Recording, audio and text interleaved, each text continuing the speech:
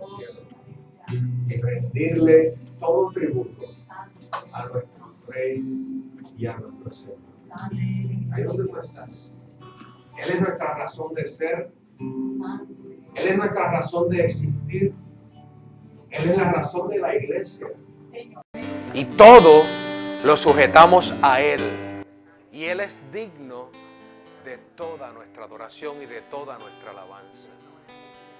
Si nosotros no perdemos de vista, si tú y yo nos podemos mantener enfocados, y si nuestro fundamento sigue siendo ese, yo te aseguro grandes cosas para la iglesia.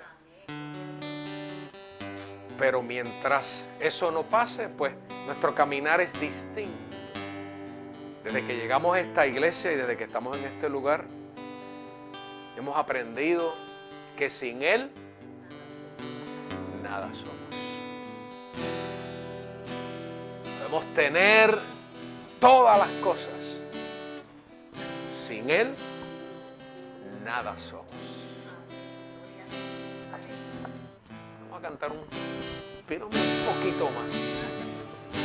Guita.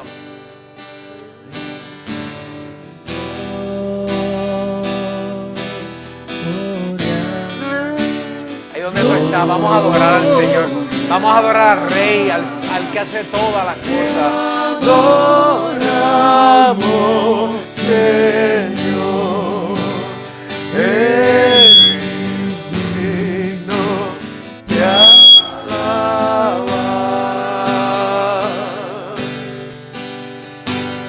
Te damos gloria, gloria.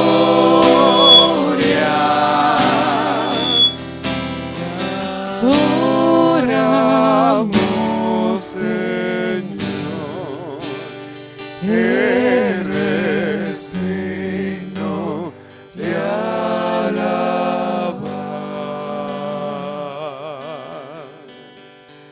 Gracias, Señor. Gracias, Jesús. Dale gracias al Señor. Dale una alabanza al Padre, al Rey, al Señor. Gracias por la oportunidad que tú nos das, Padre. Gracias porque nos permites reunir en esta noche. Gracias porque tu gracia se hace extensiva hacia la humanidad. Gracias porque pensaste en nosotros, Señor. Gracias porque nos rescataste, Señor. Gracias porque pagaste con tu sangre nuestra vida, Señor. Gracias por las familias que se reúnen aquí, Señor. Gracias por los que han llegado, gracias por los que han de llegar, Señor. Cuida nuestros pasos, Padre. Cuídanos, Señor. Cuídanos, Padre. Cuida nuestra enseñanza, Padre. Cuida nuestra mente, Señor. Queremos darte toda la gloria y toda la honra a ti, Señor. Haznos humildes, Señor, delante de tu presencia. Que podamos reconocer en todo tiempo tu grandeza, Señor. Porque tú eres. Tú eres, Señor. Tú eres el alfa y tú eres la omega. Tú eres el principio y tú eres el fin. Te damos gloria y te damos honra, Señor. Te adoro, mi Señor. Eres digno de toda adoración. Aleluya, Señor. Aleluya, Padre. Está con nosotros en todo tiempo, Señor. Redarguye nuestras vidas, Padre. Haznos ver lo que no está bien en nosotros. Y que cada día podamos dejar atrás aquellas cosas que no atañen a la vida cristiana, Señor. Que a través nuestro tu reino se haga presente en la tierra, Señor. Acompáñanos, Señor. ten misericordia de nosotros. Ten misericordia de la iglesia en este tiempo, Padre. Y haz extensiva tu gracia a aquellos que aún no te conocen, Señor. Para que en tu día, para cuando tú vengas a buscar la iglesia, sean salvos aquellos que no te conocen. Mira nuestra primera generación, mira la segunda, la tercera, Padre. Y haz extensiva tu gracia a aquellos que todavía no te conocen, Señor. Revélate a través del estudio de la palabra. Revélate a nuestras vidas, Señor. Revélate, Señor. Eres digno de alabar. Te damos gloria. Te damos gloria,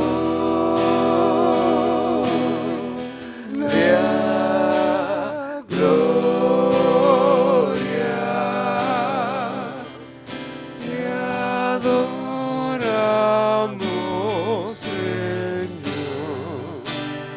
Eres digno de alabar.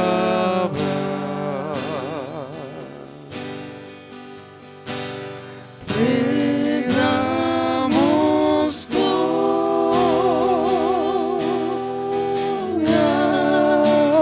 gloria.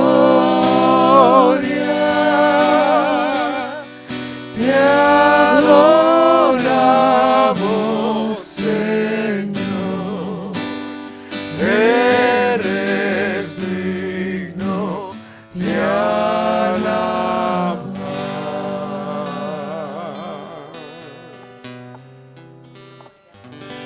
No quiero estar en otro lugar que no sea con ustedes y que no sea con estos músicos que me acompañan y me inspiran.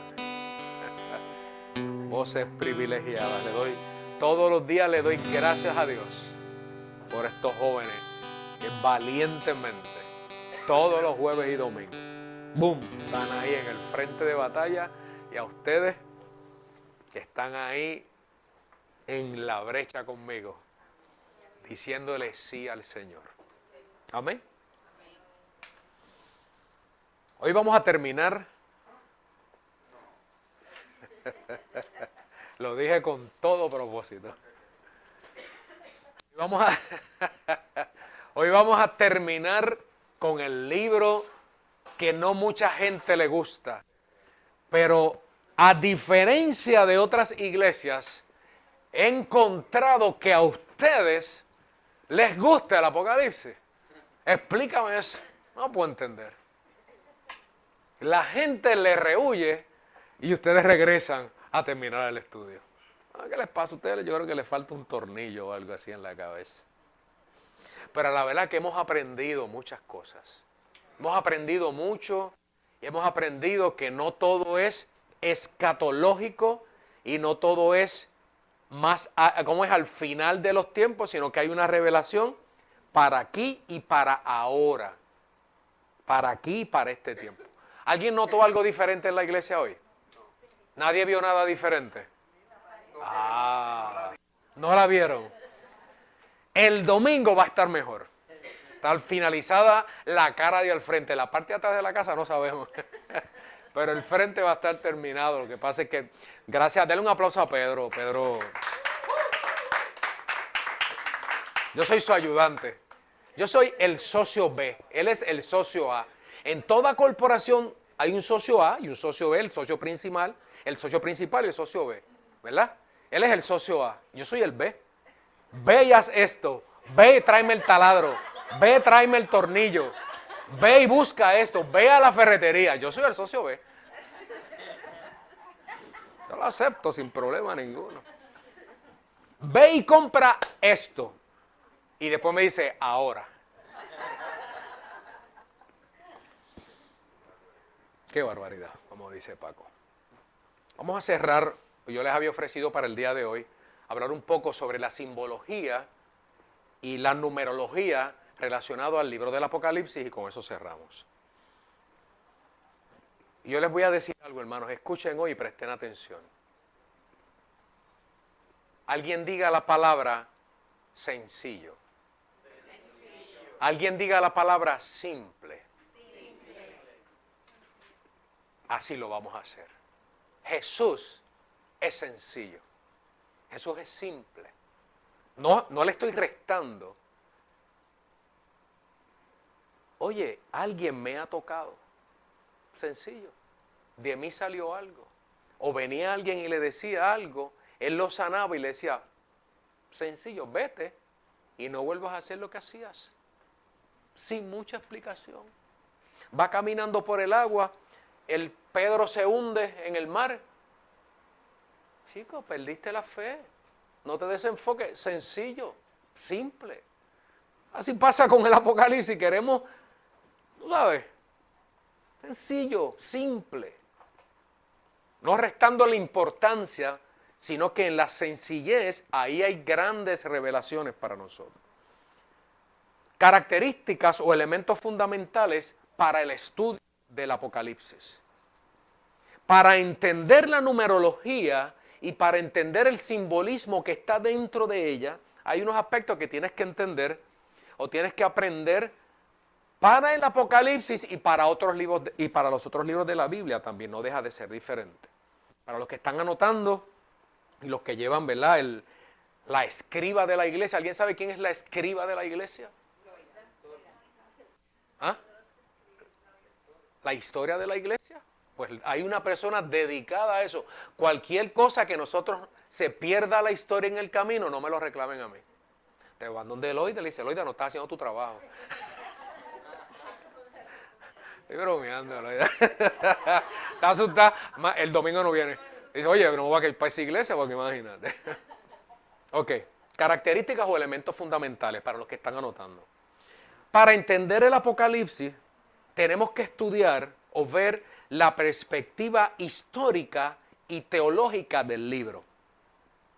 Número 1. Número 2, estamos hablando sobre el Apocalipsis. Tenemos que aprender a discernir entre lo que es esencial de la revelación y lo que es periférico a la revelación. Hay una cosa que es esencial, esa es la sencilla, y está entonces lo periférico que la gente le añade. Eso hay que discernirlo.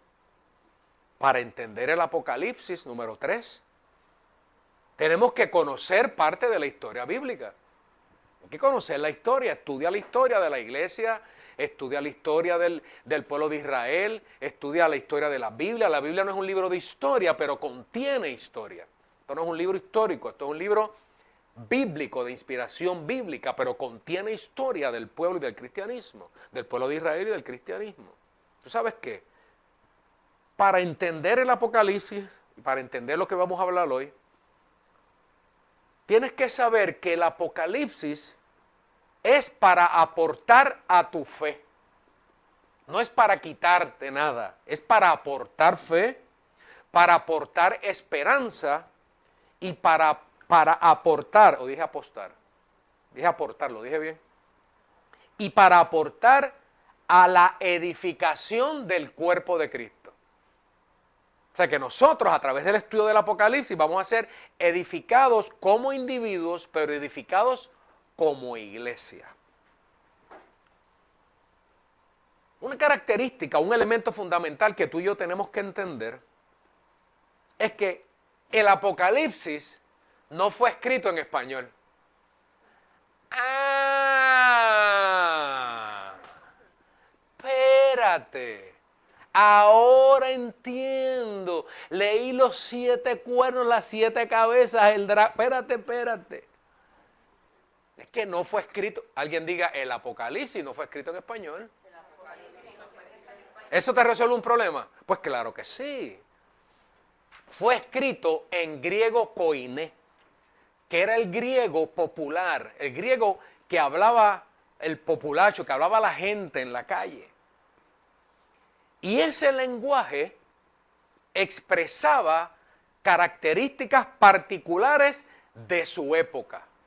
El Apocalipsis no fue escrito con nuestra referencia del siglo XXI.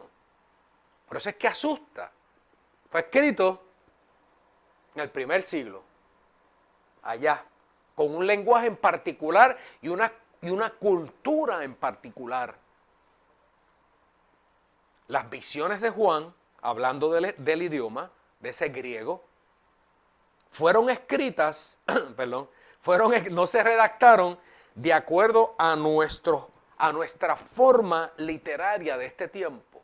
Fue escrita en una forma literaria o en una manera relacionado al tiempo histórico del escrito. ¿Alguien lo entiende? Las imágenes que ustedes, ¿cuántos han seguido leyendo el Apocalipsis entusiasmados de alguna manera? ¿Alguno de ustedes ha leído algo? Pues tú sabes que esas imágenes que ustedes ven y la forma que ustedes ven cómo son presentadas son propias de la literatura popular de ese tiempo de los primeros siglos. Se llamaba la literatura apocalíptica, ¿verdad? Del final de los tiempos, donde la gente veía que todo iba a terminar, que parecía que todo iba a terminar. Y la gente estaba acostumbrada, populacho estaba acostumbrado, la gente, a sueños, a visiones, a simbología, a bestias, a tronos. Eso era parte de la cultura que había para ese tiempo. Así es que no podemos, como consecuencia de eso, no podemos olvidar que la cultura, para quien fue escrita y dónde fue escrita, para nosotros poderla entender y aplicarla a nosotros para este tiempo. ¿Estamos claros hasta ahí? ¿Verdad? Sencillo. Yo creo que vayamos al libro de Apocalipsis y alguien que pueda leer en voz alta Apocalipsis 22. Y este es el contexto, y esto es importante que lo leamos al principio para entonces entender lo próximo que vamos a estudiar. Apocalipsis 22, versos 18 y 19. Algún valiente, arrojado, que levante la mano y diga, yo lo quiero leer. Me voy a graduar la nota. Pedro levantó la mano, fue el primero que la levantó. A todo el que escuche las palabras del mensaje profético, A todo el que escuche las palabras del mensaje profético de este libro le advierto esto. Si alguno le añade algo, Dios le añadirá a él las plagas descritas en este libro. Y si alguno quita palabras de este libro de profecía, Dios le quitará su parte del árbol de la vida y de la ciudad santa, descritos en este libro. Apocalipsis 22, 18 y 19. ¿Quién puede parafrasear? ¿Quién puede parafrasear en sus palabras? Eso no tengo que decirlo, ¿verdad? O lo puedo decir así, Loida. Maestra, escriba. Alguien que pueda parafrasear eso que Pedro acaba de leer de la Biblia. Alguien que lo pueda, ¿verdad?, decir en sus propias palabras.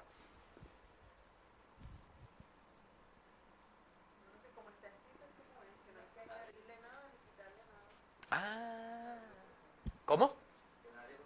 Nadie puede cambiar. Paco, que tú levantaste la mano. Casi lo mismo.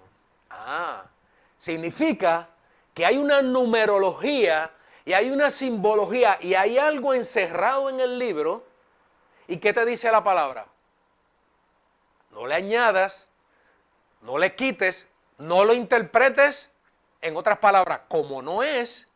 Si lo interpretas como es, ¿qué dice ahí? La plaga que está escrita ahí, ¿qué te va a pasar? Te va a llegar a ti igual. Eso es lo que dice la Biblia. Estamos jugando con esto.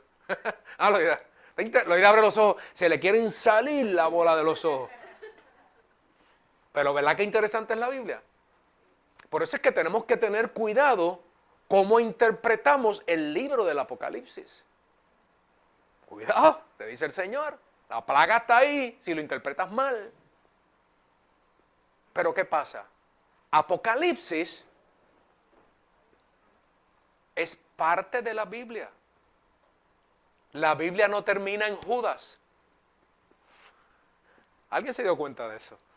Mucha gente termina la Biblia en Judas y Apocalipsis es como allá, como fuera de la Biblia. Apocalipsis es parte de los 66 libros canónicos que tiene la iglesia cristiana. O los 73 o 76 que tiene la iglesia católica. Oh, por ahí no recuerdo el número exactamente. Alguien lo sabe. Y eso es histórico y eso es la misma Biblia. Lo que pasa es que en diferentes momentos de la historia se escogieron unos libros, pero es la misma Biblia. ¿Alguien lo entiende? Hasta ahora. ¿Alguien tiene algo que añadir hasta el momento de lo que hemos hablado? Nadie. Al final a mí me gustaría que alguno de ustedes comentara algo. ¿Está bien? ¿Es posible? ¿Será posible que alguien dijera un comentario general, más de uno diga al final como cosas que hemos aprendido y detalles que hemos aprendido? Ok. Yo te voy a dar unos ejemplos de simbología y numerología, y estos no son todos los que hay en el libro del Apocalipsis. Esto es para abrirte la mente y que tú con la lectura tú comiences a ver, y no vamos a poder leer todas las lecturas, te las voy a dar para que tú las estudies en tu casa, ¿verdad? También para respetar el tiempo y tener el momento, quiero tener un momento de preguntas y respuestas, ¿verdad? Porque la clase es dinámica, eso tiene un nombre que no es de un solo lado, ¿ah? Interactiva. Si alguien ha leído el Apocalipsis, usted va a encontrar que hay un símbolo de la mujer. ¿Alguien lo ha visto? Y la mujer fue a dar a luz, ¿verdad? Pues la mujer puede, y digo puede, porque dependiendo el teólogo y el teórico y su fundamento teológico pudiera cambiar, ¿verdad? O pudiera tener una opinión con lo que representa la mujer en el Apocalipsis. Categóricamente este pastor no te va a decir el Apocalipsis es esto. Pídele al Señor que te dé discernimiento, que yo te guío y de ahí en adelante tú tomas la palabra y tú la haces rema en ti y entonces tú comienzas a estudiarla y a ver cómo aplica eso a tu vida, porque al final y al cabo es cómo el Apocalipsis aplica a nuestra vida. Pedro. Yo he oído esa palabra muchas veces y no sé lo que es. Rema es que se haga verdad, se haga vida en ti. Es como, no es aplicarla. Es cuando lo que yo recibí mientras leía, que tuve que comentar porque se me estaba metiendo como adentro la palabra, como a tu corazón, que se haga rema en tu vida, se hace parte de ti, que influye en tu vida, se hace Como, tu ser. como que se mete en tu vida y es parte tuya. Como que ¡pam! Llega a tu vida. Integrada. Se integra a tu vida. Mili.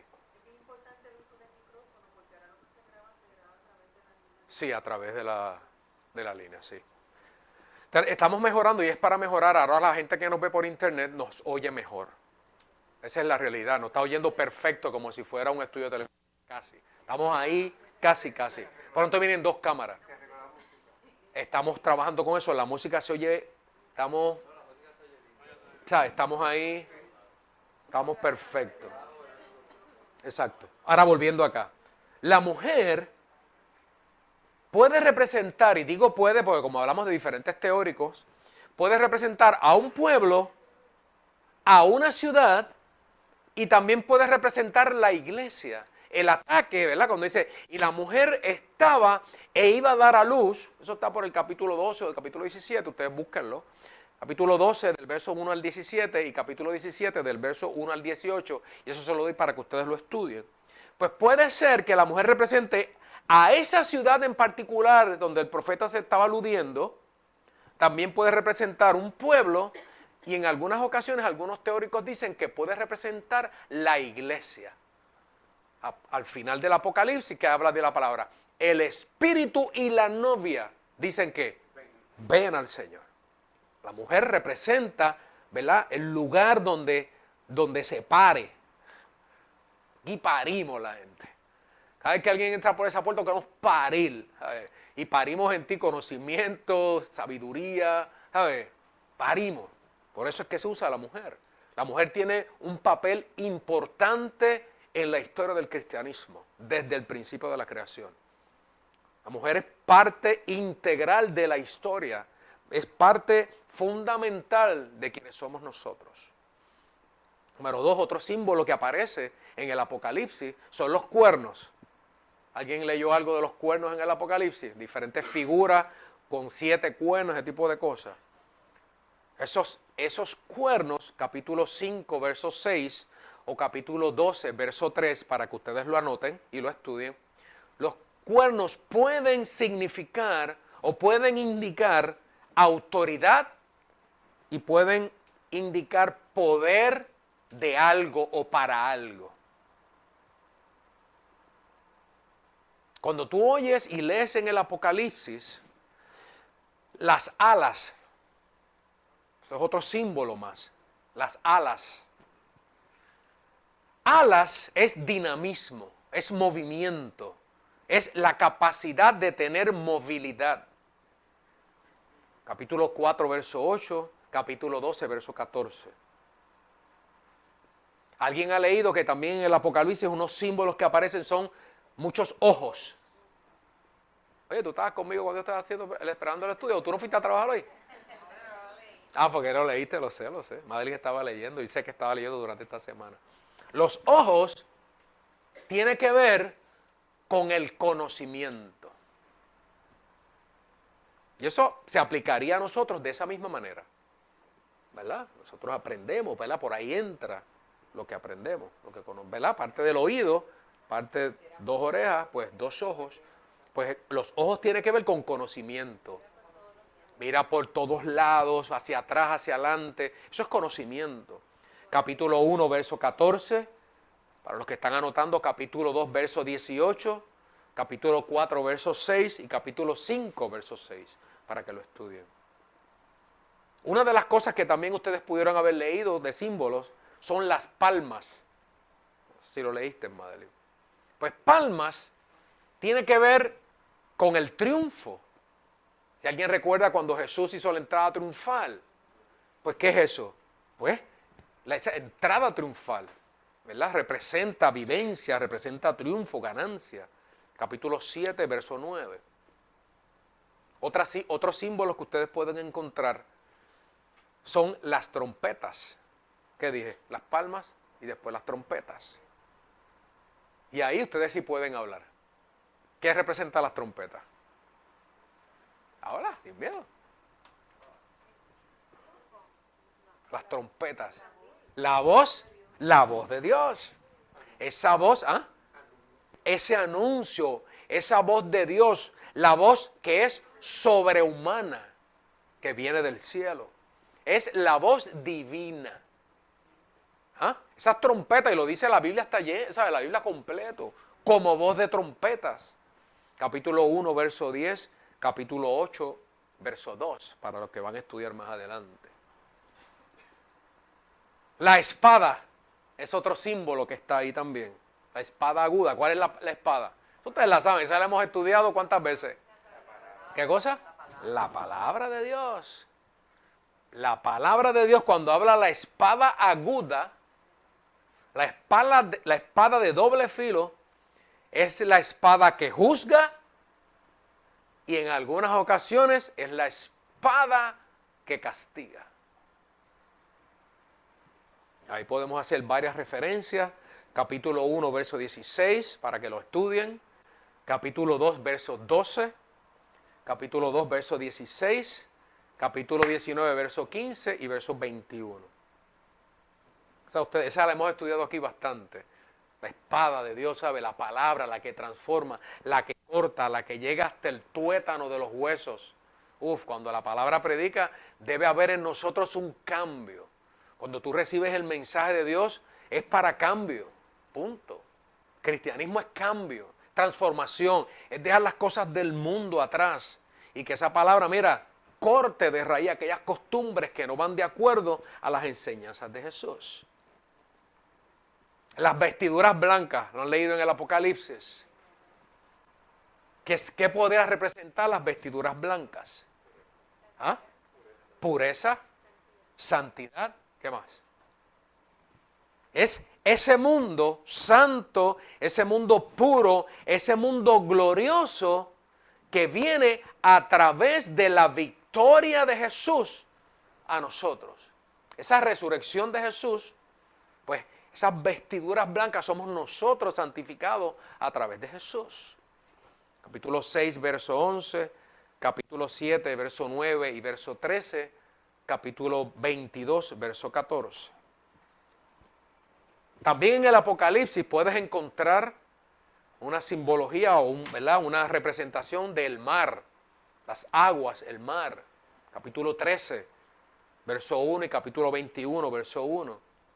En algunas ocasiones ese mar puede representar o representa ese lugar que no es estable, ¿verdad? Porque tú y yo no podemos caminar por el mar. Hay profundidades que no podemos llegar. Ese lugar de inseguridad, ese lugar que no es estable, en algunas ocasiones hasta da muerte, ¿verdad? Las aguas embravecidas.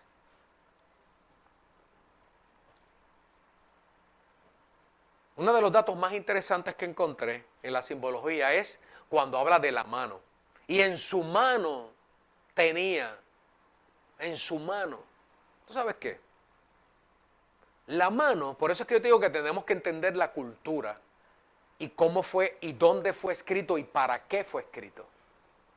La mano era simbólica en el mundo antiguo, culturalmente ¿cómo se dice? En muchos lugares, en muchas culturas, si lo puedo hablar de esa manera, la mano era simbólica. Con la mano, tú confieres o se creía que tú conferías gracia o castigo. La mano representa autoridad. La mano es tu instrumento y mi instrumento para llevar a cabo algo. La mano muestra nuestras intenciones. Cuando tú levantas la mano a alguien, pues ya, oye, cuidado, ¿a dónde viene? ¿Sabes? Lo que tú haces con tu mano representa. Pero interesantemente, hay una diferencia culturalmente para ese tiempo entre la mano derecha y la mano izquierda. Eso hay que entenderlo para entender el Apocalipsis. La mano derecha representaba bendición, fraternidad y consuelo. Lo primero que te dije es lo general. La mano superior se consideraba que tenía más fuerza y más destreza que la izquierda. Y su destreza era innata, y le pertenecía a ella porque había más gente derecha para ese tiempo. Y todavía. Yo hago algo con la zurda y tú sabes, los que no somos, eso tiene una palabra, ambidiestro, tú sabes, tenemos trabajo, ¿verdad? Pero ¿sabes qué? En esa cultura, y todavía en algunas culturas del Oriente, la mano izquierda se reconocía como la que se usaba para propósitos sanitarios. Y eso no necesita ninguna otra explicación, eso es suficiente.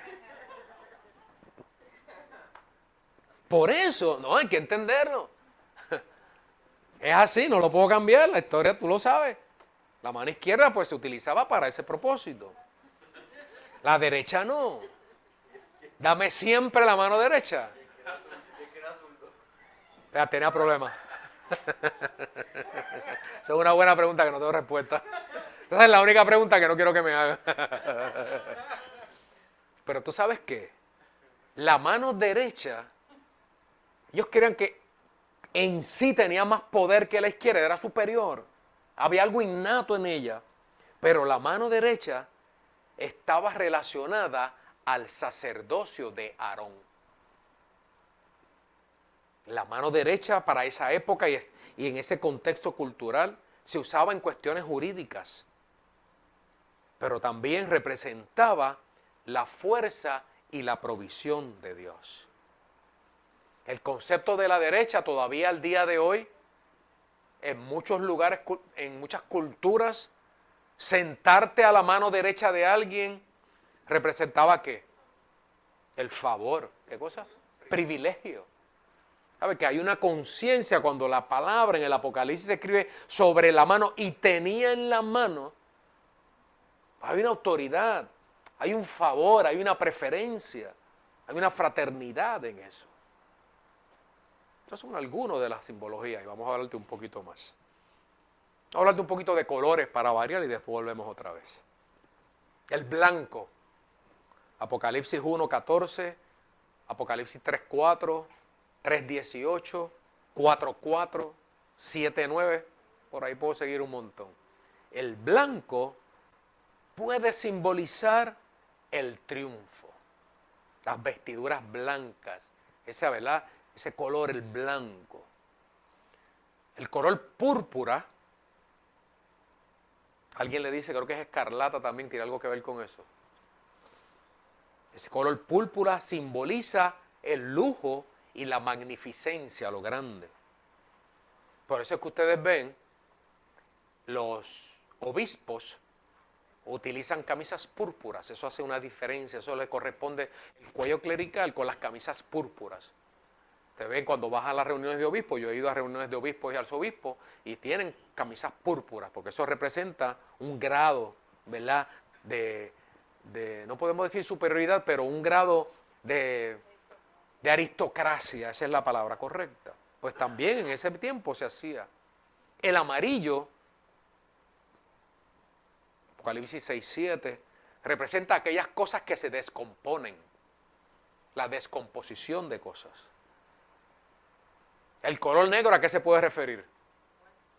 A la muerte, claro. Apocalipsis 6:15. ¿Ah? Cuando las cosas se descomponen en ellas mismas, ¿sabes? La descomposición de las cosas, natural de las cosas. Esta ustedes la van a saber. El número 7 que representa, solo estudiamos el domingo y no tenía que ver con esto. ¿La perfección de quién? De Dios, dilo sin miedo, Loida. Representa la totalidad, la plenitud, representa la perfección, lo completo. Oye, tú viniste el domingo. El número 12 que aparece en el Apocalipsis puede aludir a qué cosa. Eso es sencillo. 12 discípulos, ¿qué más? 12 tribus también, claro. Oye, Paco está directo. ¿Cómo? El número 12. El 12 puede representar las 12 tribus de Israel. Y el 12 también puede representar los 12 discípulos de Cristo. En algunas ocasiones también se revela el número 4 en el Apocalipsis. ¿Qué es el 4? 4 es lo completo de Dios, ¿sabe? En algunas ocasiones se habla sobre lo creado, norte, sur, este, oeste, los puntos cardinales, la universalidad de las cosas. A eso se alude al número 4. Pero tú sabes qué, la extensión de las cosas, ¿sí? La universalidad y la extensión de las cosas. Pero tú sabes que todos estos símbolos, toda esta simbología y numerología, no es para que tú nos enredemos en ellas. Es para que esas cosas nos inspiren a nosotros a continuar en la fe y en la seguridad que Dios nos da. La mano derecha, ¿qué representaba? Lo bueno de Dios. Pues Dios se revela a través de eso a nuestra vida. Así es con todas las cosas, con todo lo que hemos visto. ¿Alguien ha leído en el Apocalipsis el Cordero? La simbología del Cordero. ¿Cuál es el Cordero? Ustedes ya la saben. Jesús. ¿Jesús cómo? ¿Qué es lo próximo de Jesús? Inmolado. El Cristo inmolado. El Cristo triunfante. El Cristo crucificado que vivió, que resucitó. Capítulo 13 del verso del 1 al 8. ¿Cuántos leyeron en el Apocalipsis otro símbolo y vieron y leyeron lo de la bestia? La famosa bestia. Que le han adjudicado 1000 cosas a la pobre bestia. Era una bestia. Pues para ese tiempo y culturalmente, escuchen esto, la bestia no era otra cosa que el Imperio Romano. El Imperio Romano perseguía a los cristianos. Así que, ¿cómo los cristianos veían al imperio? Toda una bestia que me quiere comer. Eso no hay otra cosa. La bestia se refería al imperio. ¿Y qué puede representar eso para nosotros hoy día aplicándolo a nuestra vida? Basado en el Apocalipsis. El mundo que nos quiere quitar y nos quiere arrebatar y nos quiere perseguir. ¿Cuántos saben que la iglesia es perseguida hoy por hoy? ¿Ah? Y sí, y no te vayas lejos, en Puerto Rico. Sencillo. Yo voy a un hospital, fuera de horas de trabajo, fuera de horas de visita, y no me dejan entrar. Se me hace bien difícil. Antes podía entrar, ahora no puedo entrar. Ley IPA, la ley que tú quieras ponerle. ¿Tú sabes qué es eso?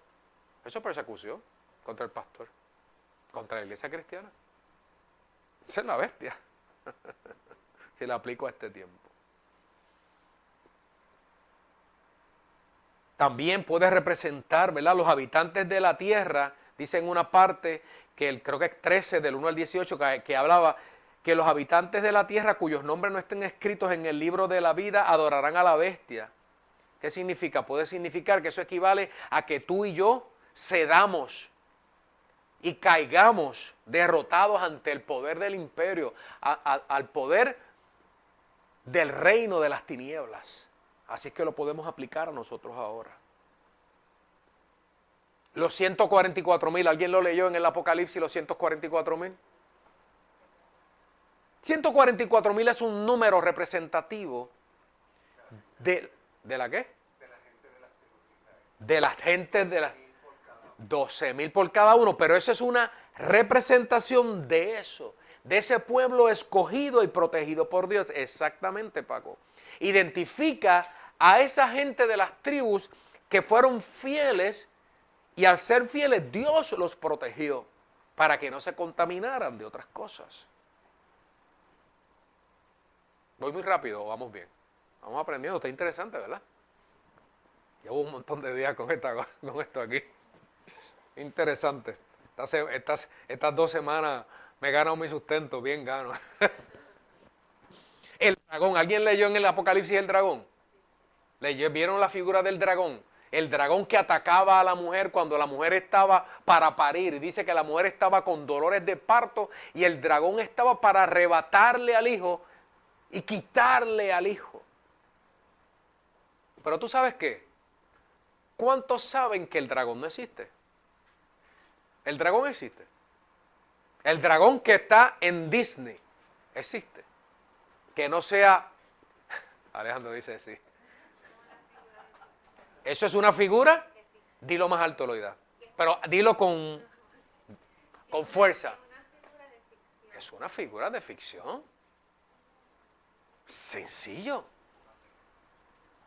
Juan tiene una revelación y lo ve de esa manera, pero el dragón en sí, ¿cuándo tú has visto un dragón? El dragón de Komodo es lo único que existe por ahí en algún sitio, pero eso no es lo que se refiere aquí.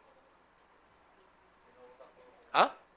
Y no bota fuego por la boca. Es venenoso, pero no bota fuego por la boca. Así es que el dragón es un animal mitológico, de la mitología de ficción.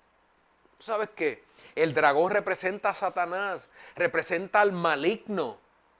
Y ese ataque hacia la mujer es el ataque que el maligno quiere tener hacia nosotros, hacia los creyentes y hacia la iglesia. En primer lugar, él veía el dragón que quería atacar al pueblo de Israel. Ya cuando el pueblo de Israel pasa esa parte de la historia, pues ahora está la iglesia, ahora estamos tú y yo. Pero el dragón en sí no existe, ¿sabes? No existe el dragón. ¿Sabes? Queremos ponerlo como Hollywood, Broadway, ahora Miami, ¿qué más? Donde quiera que se produzca, México, tú sabes. Queremos poner el libro con nuestra referencia y tenemos que entender cómo fue escrito para aplicarlo hoy día a nosotros y poderle sacar todo el provecho y toda la revelación que hay en el libro del Apocalipsis. Es un libro precioso. Es un libro precioso. ¿Ibas a decir algo? No existe en el mundo natural, pero sí pertenece al mundo de la ficción. Pertenece al mundo de la ficción. Existe en el mundo de la ficción, pero no existe en el mundo natural, como pasa un cordero. Un cordero sí existe en el mundo natural. Exacto. Hay una diferencia bien grande. Él lo vio de esa manera porque en su tiempo se hablaba y se creía sobre eso. Y se utiliza lo que no es real para representar lo que no es real. El cordero sí, tienes toda la razón. Alguien leyó Babilonia. Y Babilonia caerá, dice en Apocalipsis, y Babilonia, refiriéndose a Babilonia. Y hoy por hoy le hemos dado 1000 significados a Babilonia. ¿Sabes qué es Babilonia? El imperio del mundo. En aquella época se refería al imperio romano, que mataba a los cristianos, que los perseguía, que no quería seguir ahí. Podemos seguir hablando un montón de cosas más. ¿Cuántos leyeron sobre el 666? La marca de la bestia. 666 y serán sellados con el 666 en la frente. Hay muchas teorías con relación al significado del 666. Hay uno que se llama triangulación numérica. Unos teóricos, ¿sabes? Hay de todo. Esa es una de las más aceptadas, es esa, la triangulación numérica, si mal no recuerdo cómo se llama. Si mal no recuerdo, me puedo equivocar, pero casi se llama así. Y es que esos números representan letras del abecedario. Y una de las teorías que más lo acerca es el 666 se refiere a Nerón, al emperador. Que Nerón fue el emperador que más persiguió a los cristianos y que más mató a los cristianos. Esa gente hace una relación entre Nerón y los números y acuérdate que no es español, que es en griego. Pues esa relación, ese estudio de letras con números es que sale el 666. Eso es una de las teorías más aceptadas hoy por hoy. Pero ¿qué puede representar para nosotros el 666? Bueno, tú dijiste que el 6 era el número imperfecto, o sea que la Biblia es el número imperfecto 3 veces. Sí, no le busques mucho. ¿Sabes? Son aquellas cosas que si tú escúchame, pero son aquellas cosas que si tú te dejas, te pueden marcar y separarte de la perfección de Dios. No es que no te cuides y no es que no creas. No, o sea, yo no quiero añadir palabras y no poner que no es el 666. Yo lo que veo es que en eso está la imperfección, lo incompleto. Si tú y yo nos alejamos del 7, del número perfecto de Dios, entonces vamos a ser marcados como la bestia, el 666. Y vamos a perder entonces lo que Dios tiene para nosotros y la victoria en Jesucristo. ¿Alguien lo entiende? No, no es literal. Yo no te estoy diciendo que sea literal, pero yo te estoy diciendo que hay una realidad. Ah, sí, claro. No es que mañana van a imprimir un chip y tú vas a ir por la frente y te van a... ¿Sabes? Y si pasa, pues pasó. También. No hay problema. Si tú y yo nos mantenemos firmes en la palabra, y si tú y yo creemos que vamos, como digo, si tú y yo nos afirmamos en lo que hemos creído, ¿qué hemos creído tú y yo? Que Jesucristo sana, salva, bautiza y restaura. Que si tú y yo nos mantenemos enfocados en Jesús, ¿qué mensaje tú quieres que yo te predique? Te voy a predicar un mensaje mañana que nos vamos, no tengo problema. Sí nos vamos a encontrar con el Señor, porque eso es promesa del Señor. Él va a venir a buscar su iglesia. Dice que Él está retenido en los cielos por misericordia para que nadie se pierda. Pero la realidad es que el cristianismo está esperando a un Jesús que regrese a buscar la iglesia. Eso yo no lo puedo quitar. Esa parte de la Biblia, ¿cómo es? No la puedo picar y echarla afuera. Pero, ¿cuál es nuestro mensaje? Nuestro mensaje es que Jesús sana, Jesús salva, Jesús bautiza y a través de su sangre redentora nosotros aceptamos y heredamos el reino de los cielos. Eso es lo que nosotros predicamos. Para cerrar, ¿qué opciones tenían estos creyentes cuando fue escrito, estos cristianos que habían salido del judaísmo y habían entrado al cristianismo? ¿Qué opciones ellos tenían? Te voy a dar algunas de las opciones que ellos tenían con toda esta lucha de símbolos, de guerra, de que el imperio los quería acabar y los quería matar. Espérate, a buscar aquí lo que quiero leer. Con esto cerramos.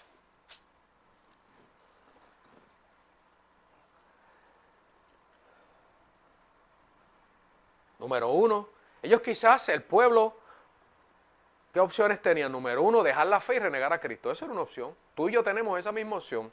Dejar la fe y renegar a Cristo. Número 2, ¿qué opciones tenían aquellos creyentes y qué opciones tenemos nosotros hoy por hoy?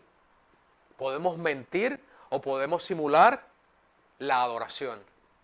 Y podemos simular en aquel tiempo el emperador era un dios y quería que lo reconocieran como Dios, y por eso era la lucha con el cristianismo, porque los cristianismos tenían otro Dios y no lo reconocían a él como Dios.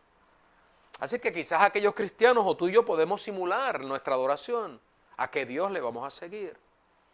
Quizás aquellos cristianos número 3 pudieron haber tenido una revolución o una lucha armada. O quizás pudieron haber cambiado, o quizás pudieron cambiar la ley. Eso era un poquito más difícil, que los perseguidos cambiaran la ley.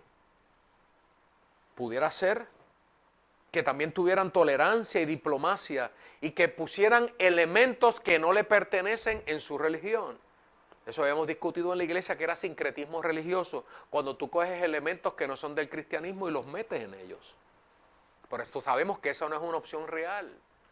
Sabemos que tenemos un solo Dios, un solo Señor, un solo bautismo y un solo Espíritu. Tolerancia y diplomacia para que no los mataran, o sencillamente aquellos cristianos como tú y yo hoy día podemos morir por nuestras creencias. Ahí nadie le gusta. Nadie le gusta esa parte. Nos pueden gustar las primeras 5, pero cuando te dicen estás dispuesto a morir por lo que crees, ahí está un poco más difícil.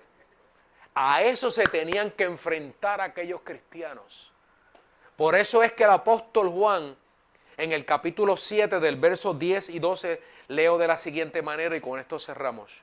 Gritaban a gran voz, la salvación viene de nuestro Dios, el que está sentado en el trono y el Cordero. Todos los ángeles estaban de pie alrededor del trono de los ancianos y de los 4 seres vivientes. Se prostraron rostro en tierra delante del trono y adoraron a Dios diciendo, amén. La alabanza, la gloria, la sabiduría, la acción de gracias, la honra, el poder y la fortaleza son de nuestro Dios por los siglos de los siglos. ¿Estás dispuesto a tú morir por la causa del Evangelio? Vamos a ser perseguidos todos nosotros. Y no necesariamente es que nos van a poner una pistola, a lo mejor sí, a lo mejor no. Pero en algún momento van a haber valores, van a haber formas de creencia que pueden significar nuestra muerte. Que tú y yo estamos dispuestos a dejar que no están acorde a la palabra del Señor. Amén. Cerramos Apocalipsis, nos quedan 7 minutos. A mí me gustaría escucharlos a ustedes. A mí realmente me gustaría algunos datos que hemos aprendido, que hemos visto. ¿Qué te gustaría compartir? ¿Ha sido un reto? ¿No lo ha sido? ¿Te aburriste? No lo digas si te aburriste.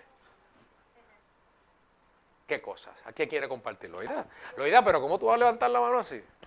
¿Así levantan tus estudiantes las manos? ¿Tú? Ah, ¿no la levantan? No se atreve. Y concentrado para que varias personas puedan hablar. Lo que yo estoy observando con relación a los símbolos, la numerología y los colores, Elia. es que a través de lo que es la literatura clásica, Ujú. en la literatura clásica, como también en la literatura de hoy día, estos símbolos están presentes. O sea, que estos símbolos que están en el Apocalipsis son símbolos universales. Ujú. Y así que se me ocurre la idea de que el libro de Apocalipsis, en vez de ser un libro cerrado, o sea, hermético, que no se puede entender, debería ser al revés. Porque lo que es una mujer, ojos, se usa mucho en la poesía, ojos, trompetas, palmas, desde la época de los griegos. O sea, son elementos que ayudarían para que las personas entonces lo entendieran. Ujú. Es un libro más universal, que lo entendieran en vez de decir que no lo entendemos. Amén. Amén. Muy bien. Muy bien. ¿Alguien más? ¿Alguien más que quiera comentar algo? ¿Alguien más que haya aprendido algo? Paco quiere decir algo. Muy bien. Paco, con el micrófono para los que están por internet te puedan escuchar. Yo pienso que después de escuchar lo que se ha dicho aquí en los últimos 6 meses de Apocalipsis, Gracias.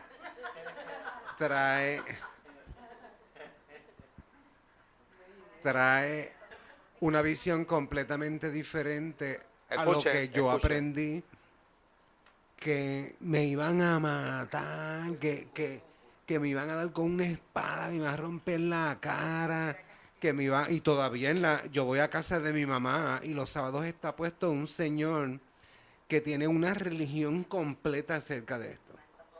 Ese señor de esa secta de Camuy.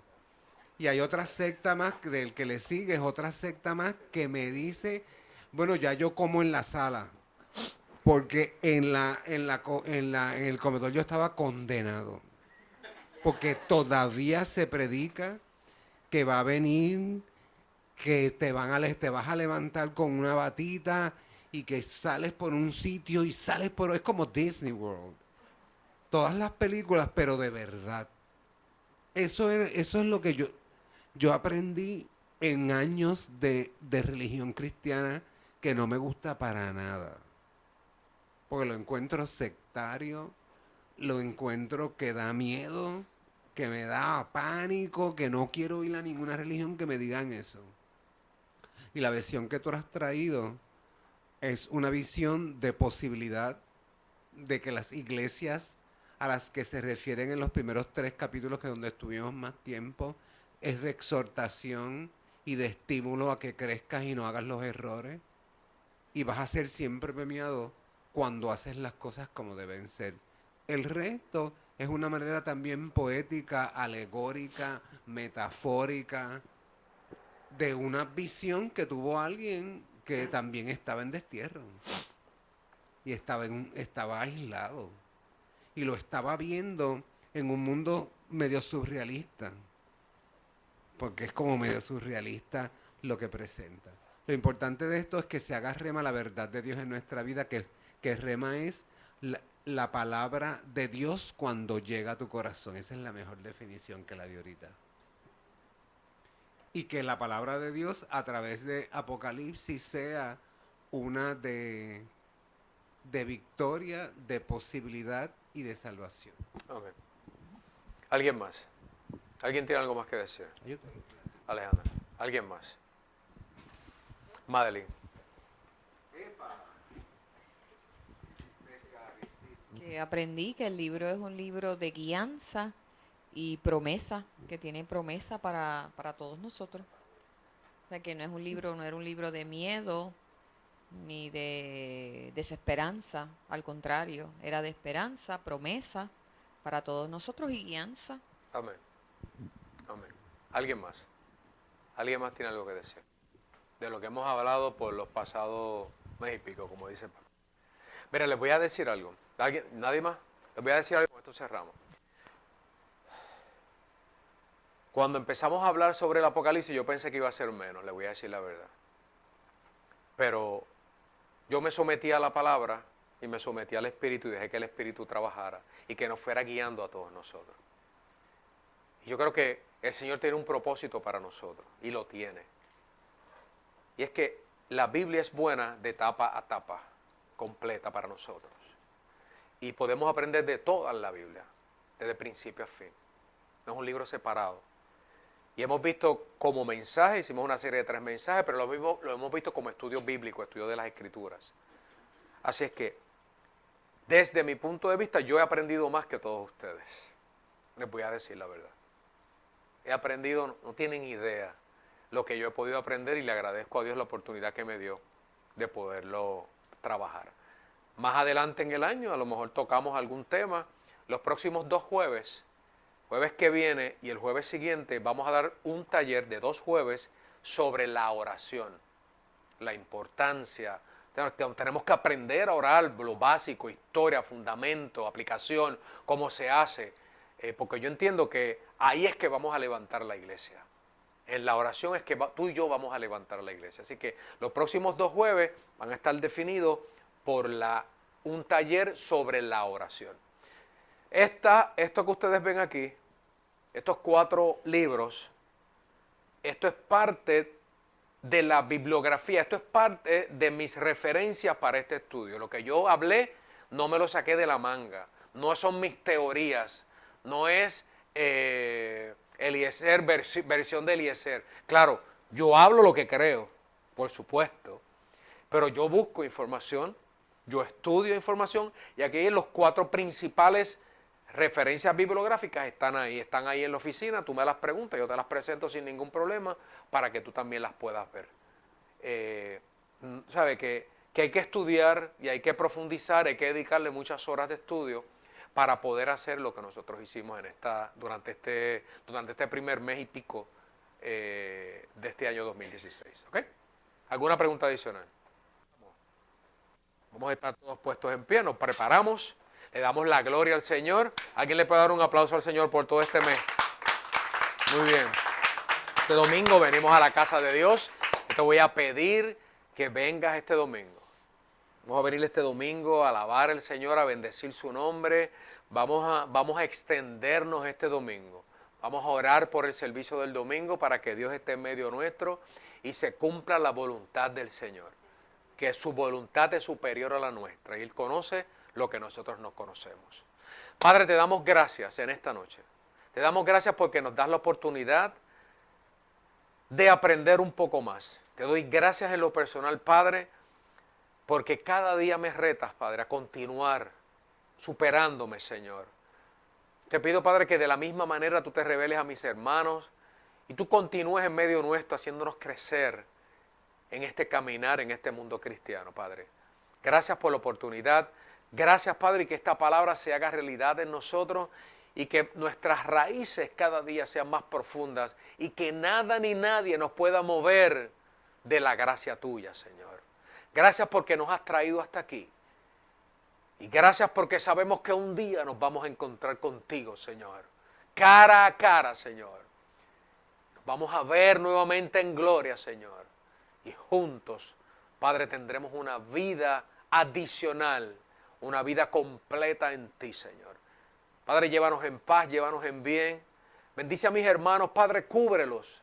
Ángeles alrededor de ellos que acampen y los defiendan en todo tiempo, Señor. Y que el domingo podamos regresar, alabar y bendecir tu nombre, que podamos cantar para ti, que podamos adorarte, Señor, y que podamos recibir palabra tuya para la edificación del cuerpo de Cristo. Y nos vamos en el nombre del Padre, del Hijo y del Espíritu Santo. Y la iglesia dice: amén. Que Dios te bendiga. Dale un abrazo a alguien. Te vayas sin saludar a alguien. Que Dios te bendiga.